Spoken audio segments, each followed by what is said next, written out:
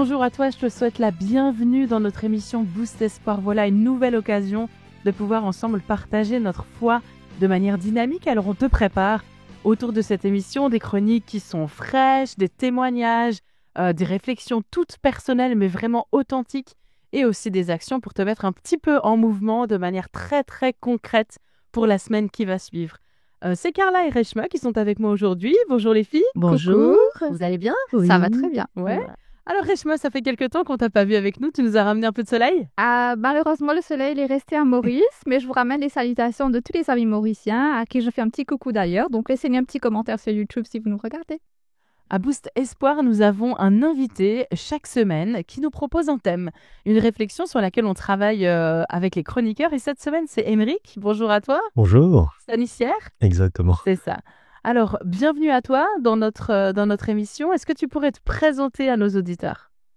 Je suis stagiaire éducateur en ce moment. Sinon, avant, pendant 7 ans, j'étais coursier. Mais premièrement, je me définirais comme chrétien engagé, suivre Christ. C'est mon premier objectif dans ma vie. Et j'ai de la chance de m'être marié il y a peu de temps. Et voilà. Super, merci à toi. Qu'est-ce que tu nous proposes comme thématique pour cette journée? Une thématique assez terre à terre. C'est quoi être chrétien? Ah, C'est intéressant. c'est comme pas question. mal. J'aimerais bien avoir la réponse là. Merci en tout cas, j'ai hâte de t'entendre. Je prie que notre Père Céleste soit à nos côtés durant cette émission et qu'il fasse un travail de fond dans nos cœurs avec l'aide du Saint-Esprit pour nous permettre de comprendre et puis de cheminer dans notre foi.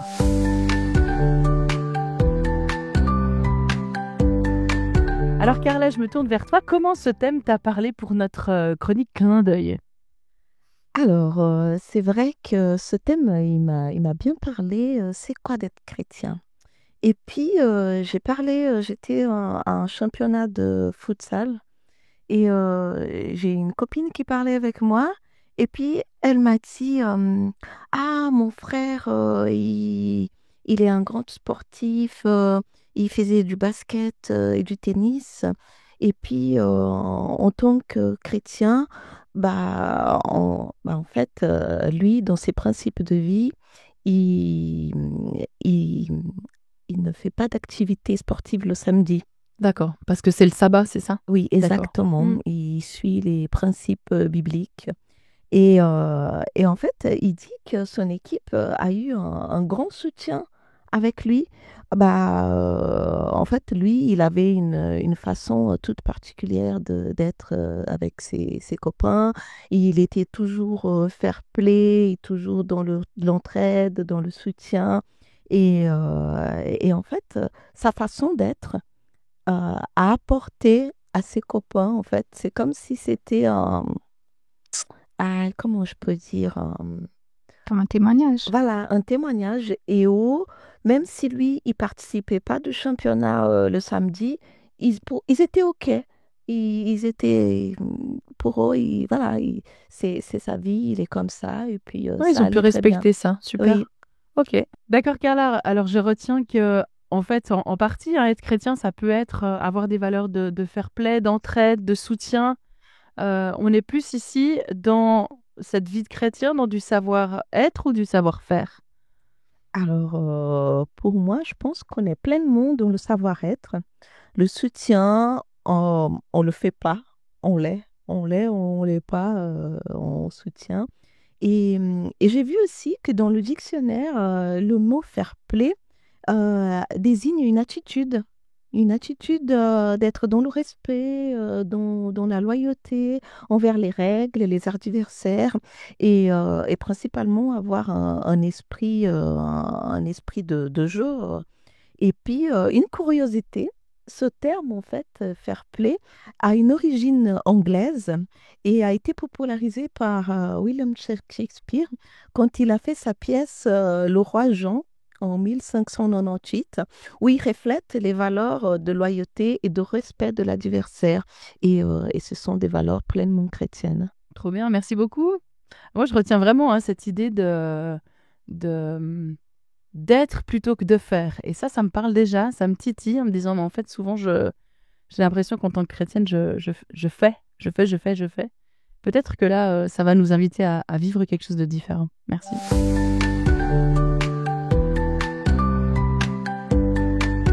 les promesses. Alors, il y en a de toutes sortes, hein. Des promesses d'embauche, la promesse des scouts, comme ça, la promesse de vente, une promesse d'apport, si ça existe aussi, des promesses électorales, bref. Les promesses sont des engagements, des paroles d'honneur, des serments, d'une certaine manière. Et la Bible dit que Dieu n'est pas un homme pour mentir. Alors quand Dieu va faire des promesses, accrochez-vous, parce qu'il les tient. Reshma, quelle promesse de la Bible tu nous proposes aujourd'hui? C'est tellement vrai, Marina, les promesses de nos jours sont vite oubliées. Mais lorsque Dieu nous fait une promesse dans sa parole, c'est une puissante déclaration de son amour et de sa fidélité envers nous. Alors, si tu te sens découragé, que tu luttes avec la culpabilité ou tu sens que tu t'es trop éloigné de Dieu, l'Épître aux Romains de l'apôtre Paul au chapitre 8, le premier verset, déclare ceci. « Il n'y a donc maintenant aucune condamnation pour ceux qui sont en Jésus-Christ. » Quel encouragement! Il m'arrive souvent de vouloir faire ce qui est bien, mais je n'y arrive pas toujours. Donc justement, entre le vouloir faire et l'être, c'est quand même une lutte intérieure. Et je me retrouve face à des défaites et des frustrations continuelles. Cette promesse qui me donne la victoire et aucune condamnation en Jésus-Christ me rappelle que je reçois la délivrance en Jésus. Je ne suis pas condamnée à des défaites continuelles, mais unie à Jésus par la foi, je suis libérée du mal et je peux vivre cette liberté dans les actes au quotidien. Je t'invite à parcourir tout le chapitre 8 de l'Épître aux Romains. Tu y trouveras certainement du réconfort, de l'espérance, comme moi et d'innombrables d'autres personnes l'ont trouvé. Merci à toi.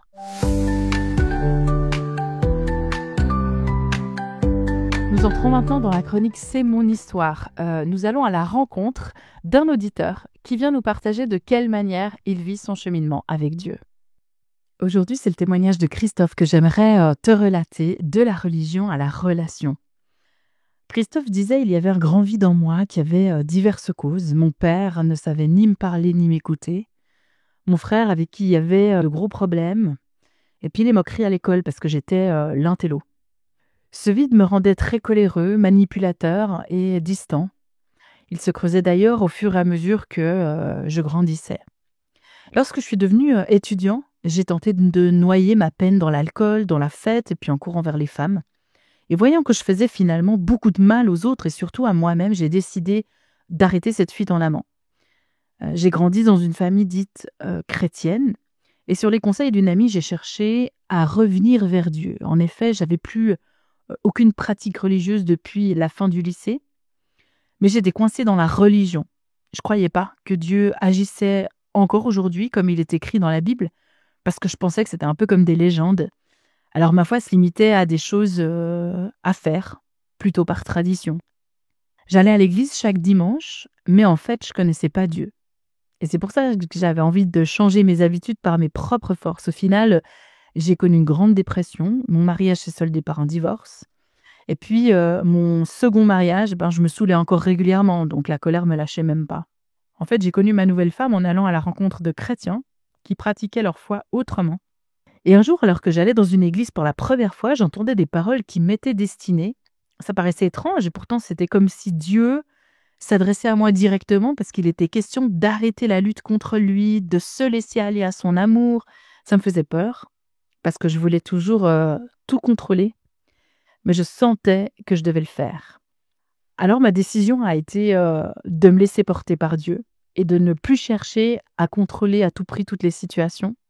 C'est alors que j'ai senti concrètement l'amour de Dieu pour moi malgré tout ce que j'avais fait. Ça a été la plus grande claque de ma vie, je me sentais enfin comblée. Depuis, je suis devenue une nouvelle personne, plus épanouie, Dieu a apaisé mon cœur et puis j'ai réussi à pardonner à ceux qui m'ont fait du mal. Je voulais vivre des bonnes choses que je voyais chez les chrétiens authentiques et c'est devenu désormais ma réalité. Les actions de Dieu dont parle la Bible, je les vois se réaliser dans ma vie. Je ressens beaucoup moins de colère en moi et beaucoup plus d'amour pour mon prochain. Alors bien sûr, je ne suis pas parfait, mais je suis continuellement transformée par Dieu. Et même si je fais face à des épreuves, il y a une différence énorme parce que Dieu m'accompagne, il me change de l'intérieur, il m'aide à tenir là où avant j'aurais abandonné. Je me sens plus aujourd'hui dans une religion, je vis une relation personnelle, intime, avec ce Dieu qui est devenu mon Père.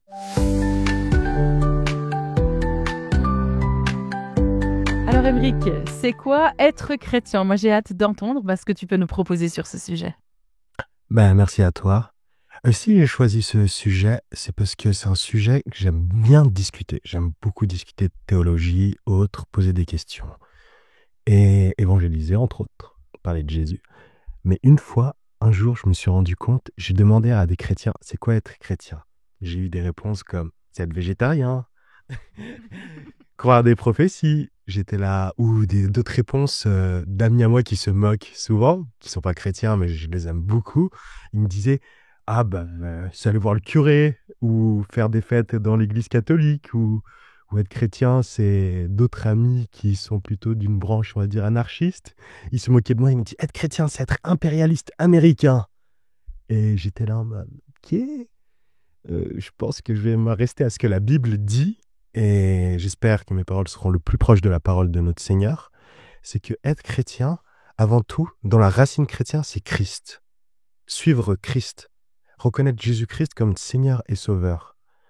Et Seigneur, déjà, ça semble tellement abstrait aux gens qu'aujourd'hui, un Seigneur veut dire quelqu'un qui nous oppresse, quelqu'un qui nous oblige à faire des choses souvent. On voit les seigneurs du Moyen-Âge, on voit nos patrons, on voit... Bon, j'ai un gentil chef, mais on voit tout type de... C'est une option tellement... Oui. Tellement, on va dire, péjorative aujourd'hui. Mais Jésus-Christ, il est venu afin de nous libérer. Dans Jean 3,16, ça dit car Dieu, il a tant aimé le monde qu'il a envoyé son Fils unique, afin que quiconque croit en lui ait la vie éternelle. Et c'est ça que j'ai envie de partager ce matin. C'est une bonne nouvelle. L'évangile de Jésus, il est là, et c'est vraiment une bonne nouvelle. Et ce que j'apprécie beaucoup aussi, c'est aussi qu'il est sauveur. Mais sauveur, aujourd'hui, ça me semble une option tellement abstraite. Quand je partage à des gens, je dis, mais Jésus, il est là pour nous sauver, pour nous libérer. Ils me disent, j'ai pas besoin de Jésus, j'ai un bon travail, j'ai une bonne maison, mes enfants sont gentils, j'ai la santé. À quoi me sert Jésus aujourd'hui?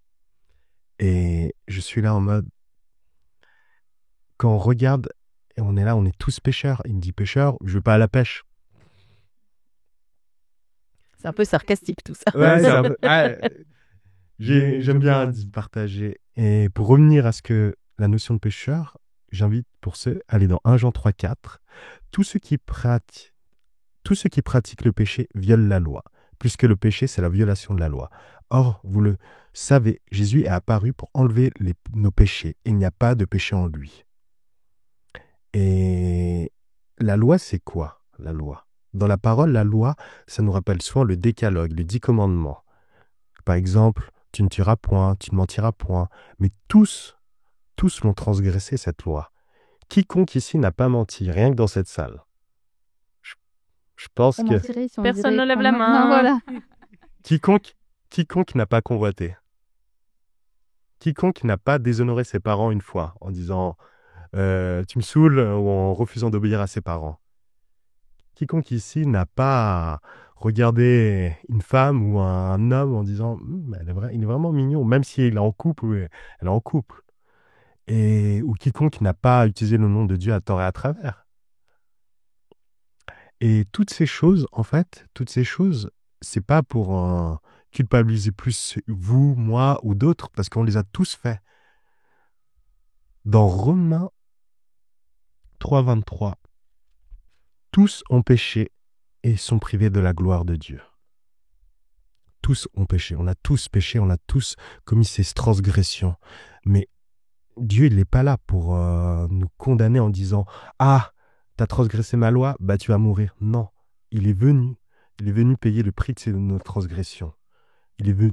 Et si on suit juste la suite, Romains 3,24, et ils sont gratuitement déclarés justes par sa grâce, par le moyen de la libération qui se trouve en Jésus-Christ.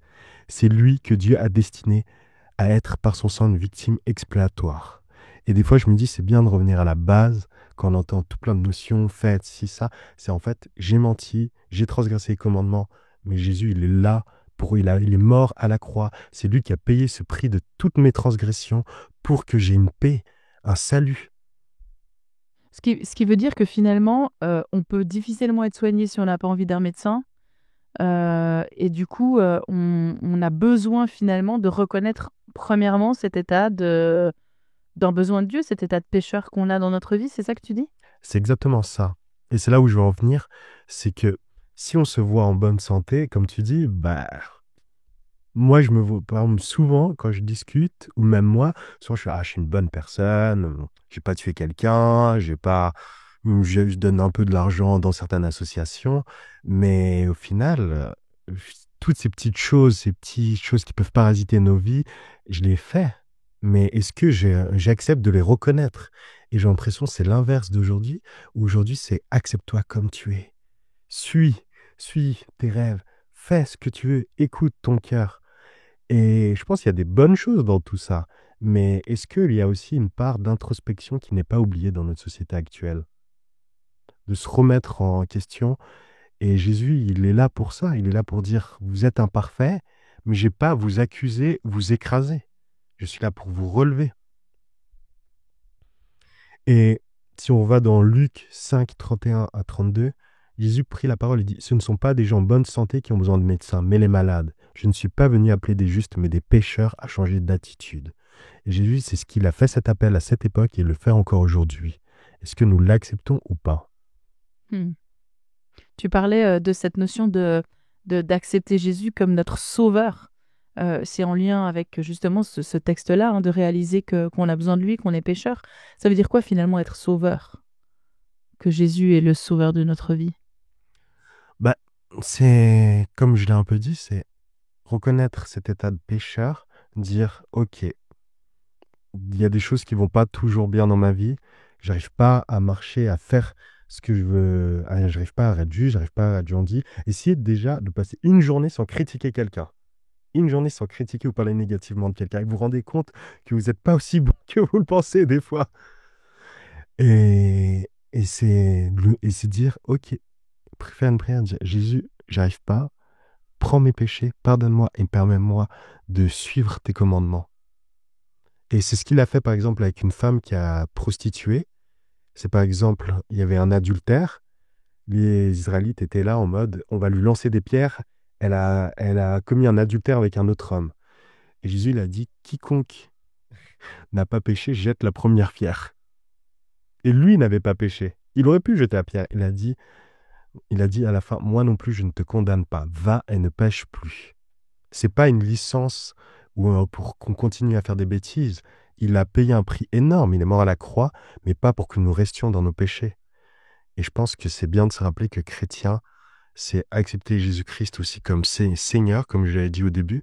Ce côté qu'il est créateur, c'est Dieu qui se fait homme, et en même temps, il est là pour prendre le prix de nos imperfections et nous apporter une paix. C'est aussi une bonne nouvelle. On est dans une ère aujourd'hui où il y a une explosion d'antidépresseurs, de consommation, et il a dit, je vous laisse ma paix, pas comme le monde la donne, mais vraiment une paix durable. Une paix que même quand on se dit, les choses vont pas comme on voudrait qu'elles disent, bon, je sais pas, j'ai des problèmes avec mes examens, j'ai des problèmes avec mon couple, j'ai des problèmes avec mon travail. On va dire, ça va peut-être pas forcément, mais je sais qu'il est là et qu'il intercède pour moi. Donc, ce que tu es en train de dire là, c'est que Jésus a encore un sens aujourd'hui dans nos vies. Et ça fait une différence dans notre quotidien d'avoir Jésus, Ça dépend si on le met en tant qu'à la première place ou pas. en tant que Seigneur ou pas, c'est ça que C'est tu dis. ça, entre Seigneur et Sœur. On peut se dire chrétien, ce n'est pas ceux qui crient Seigneur, Seigneur qui seront sauvés, comme il est écrit. Est-ce qu'on le cherche? Est-ce qu'on le met à la première place? Quelque part, si je comprends ce que tu dis, il y a un morceau de transformation qui va avec l'acceptation de Jésus dans notre vie. Oui. Mais c'est une transformation souvent qui est lente et souvent j'ai l'impression qu'on peut croire, c'est bam, j'accepte Jésus, tac, tac, tac, tous mes péchés vont disparaître. Mais moi, je sais qu'il y en a qui ont mis des années et encore aujourd'hui.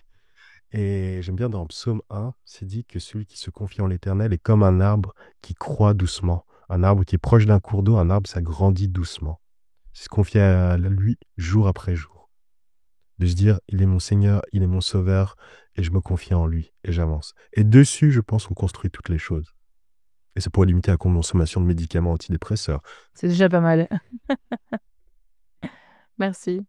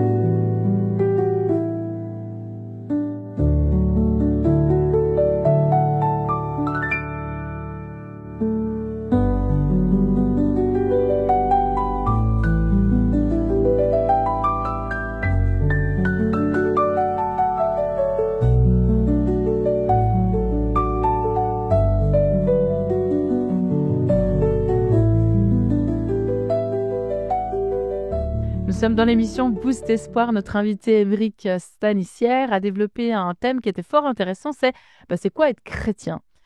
Tu nous as expliqué que l'humain est un être pécheur qui s'est séparé de Dieu finalement, puis qui vit finalement pas mal de choses comme l'anxiété, etc. On sait qu'on a besoin de paix, on a besoin de vivre mieux dans notre quotidien.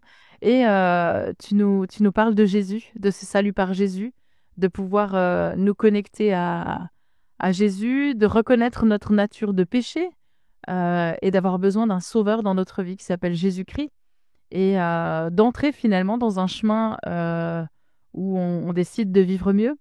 Alors, être chrétien, qu'est-ce que c'est? Je me tourne un petit peu sur ce plateau. Qui aurait envie de dire quoi sur cette thématique? Est-ce que ça vous interroge? Ça suscite des réflexions?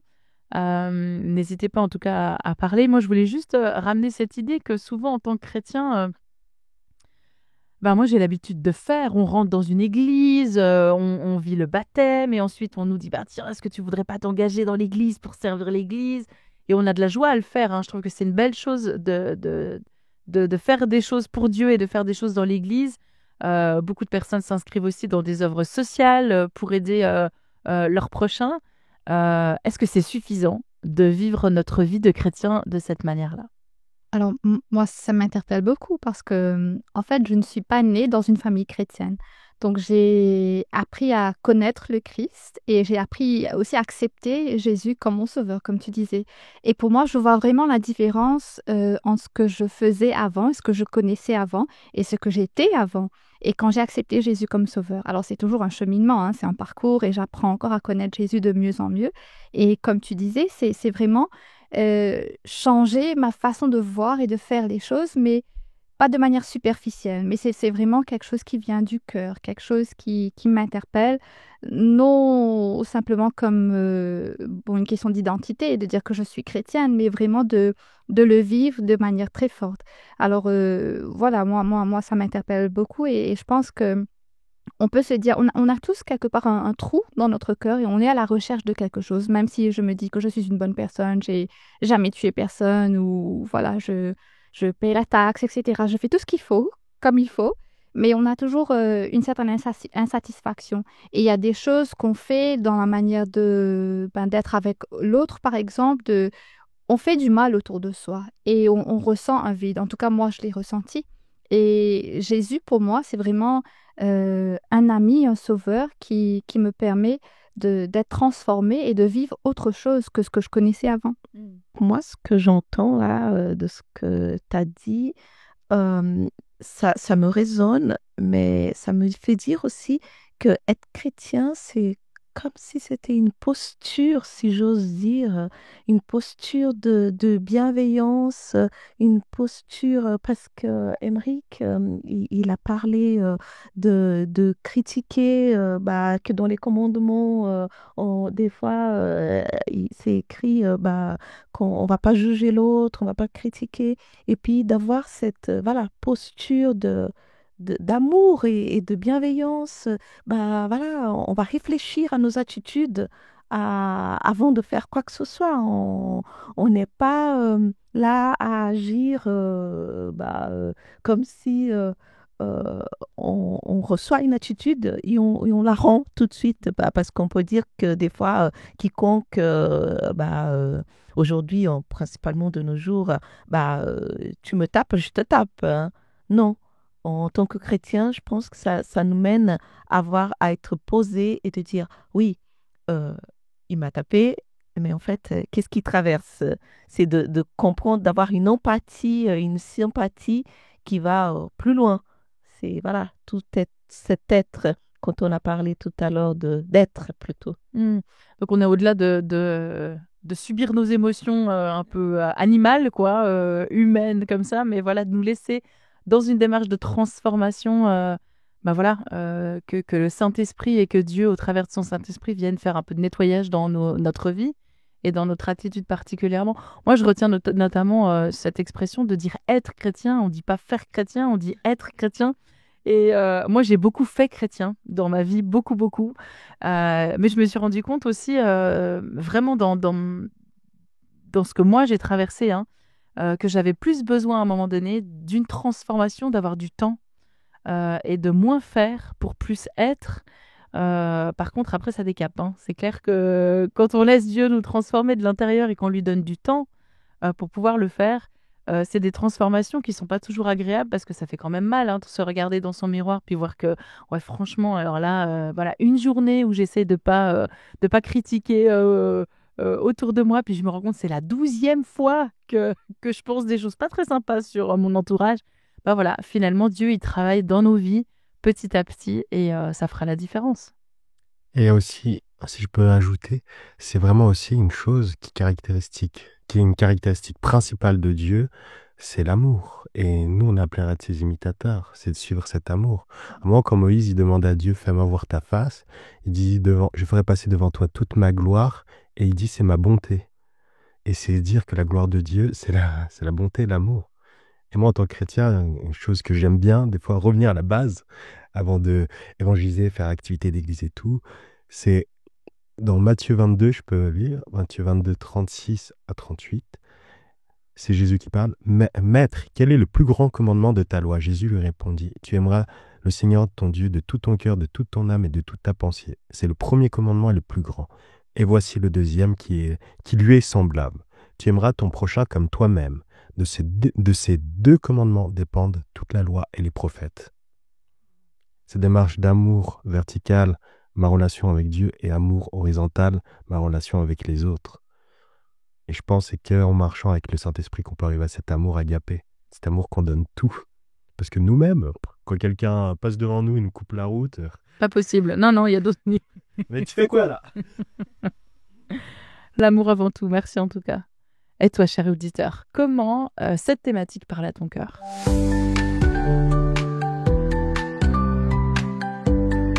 La chronique surprise est ouverte. Cette chronique libre nous permet de traverser l'art, la littérature, des pépites bibliques sur la base du thème du jour. Alors, Reshma, on t'écoute.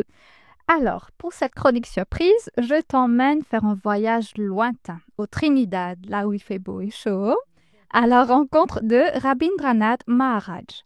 Alors, Rabindranath est un jeune gourou dans sa communauté hindoue. Il est très respecté et il s'investit dans une quête spirituelle en pratiquant le yoga et les méditations. Mais plus il cherche la paix, plus il se sent mal dans sa peau et il n'arrive jamais à trouver ce qu'il cherche. C'est alors qu'il rencontre de manière très surprenante le nom de Jésus qui va bouleverser à jamais sa vie. Il va alors changer complètement de vie et s'engager au service de son prochain. Il raconte son expérience de conversion chrétienne dans son livre intitulé « La mort d'un gourou ». Il subira la haine, le rejet et la colère de ses proches et de ses adeptes. Mais il dit ceci : « Je cherchais la vérité et j'ai trouvé que Jésus est la vérité, le seul vrai Dieu qui est mort pour mes péchés. » Il explique qu'il a été transformé, qu'il a vécu une mort spirituelle pour être amené à une nouvelle vie. Son parcours n'est pas évident, mais j'admire sa persévérance et sa confiance en ce Jésus pour lequel il abandonne la seule vie qu'il a connue. De gourou, ou maître spirituel si vous voulez, recherchant la popularité et le dépassement de soi, il devient un chrétien engagé au service des autres, surtout auprès des personnes victimes de la drogue. C'est un livre que je trouve fascinant et que je partage avec vous comme un témoignage. Être chrétien, comme l'expérience de Rabindranath, veut souvent dire se laisser toucher et gagner par l'amour de Dieu. Cet amour qui nous transforme, qui nous libère, qui nous enrichit et nous permet d'aimer et d'être au service des autres. Amen, merci pour ce partage. Un Dieu qui nous sauve, un Dieu qui chemine avec nous et qui fait qu'on devient témoin d'une véritable transformation dans notre propre vie et au quotidien. Voilà une belle promesse à expérimenter.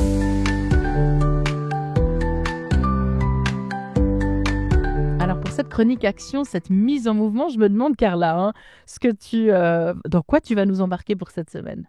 En fait, pour cette semaine, j'ai repris un petit peu tout ce que vous avez dit jusqu'à maintenant. Et puis, l'action, elle a un lien direct avec le thème, c'est quoi être chrétien, dont l'action sera un acte de service. Donc, chers auditeurs, j'aimerais vous demander d'identifier une opportunité locale où vous pouvez aider, que ce soit en soutenant une association caritative, en rendant visite à une personne isolée ou en participant à une initiative communautaire. Ces actions concrètes manifestent l'amour du prochain prôné par Jésus. Et c'est comme on vient de dire, cet amour dans la verticale, cet amour à l'autre. Est-ce que c'est quelque chose que vous avez pu expérimenter dans votre vie, dans votre quotidien, le service chrétien, ce qu'on appelle le service social? Et puis, quel retour vous avez de ces gens qui bénéficient de ce service que vous avez avec de l'amour, justement, auprès d'eux? Bah oui, en fait, dans la communauté où je participe, ils ont l'habitude de, un dimanche par mois, faire la distribution des repas aux sans-abri. Et en fait, c'est un sentiment d'être utile déjà, d'utilité sociale.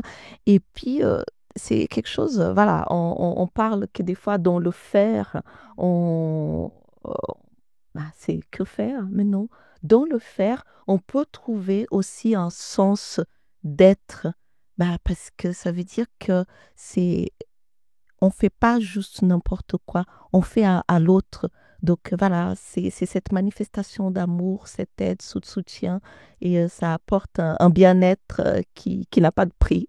Merci de nous rappeler, parce que là, tu parles vraiment de ce faire intentionnel, du coup, Oui. qui est en lien avec l'être. Oui. Et je crois qu'il ne faut pas qu'on l'oublie non plus. Merci. Et je pense que c'est Dieu qui nous donne cet amour pour l'autre, parce que ça ne vient pas naturellement. Donc c'est Dieu qui nous transforme, change notre cœur et nous, dans notre faire, que ce soit pas de manière superficielle, mais que ça vienne du cœur vraiment. En route alors pour cette action pour cette semaine.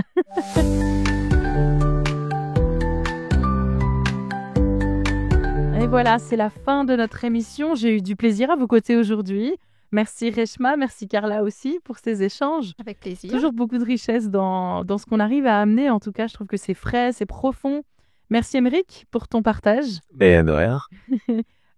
Tu nous parlais de cette idée d'être chrétien. Je prie en tout cas que Dieu puisse t'accompagner dans ton ministère. Tu parlais d'être éducateur, c'est ça? Être éducateur dans ton quotidien? Éducateur, c'est plutôt mon travail, mais mon ministère, je veux dire, c'est tout le temps, tous les jours. Ah bah voilà. Dans l'être. Dans l'être et le faire bien imbriqué. En tout cas, à toi qui nous suis sur Hope Radio, sur YouTube, je te donne rendez-vous pour la semaine prochaine pour un nouveau Boost Espoir.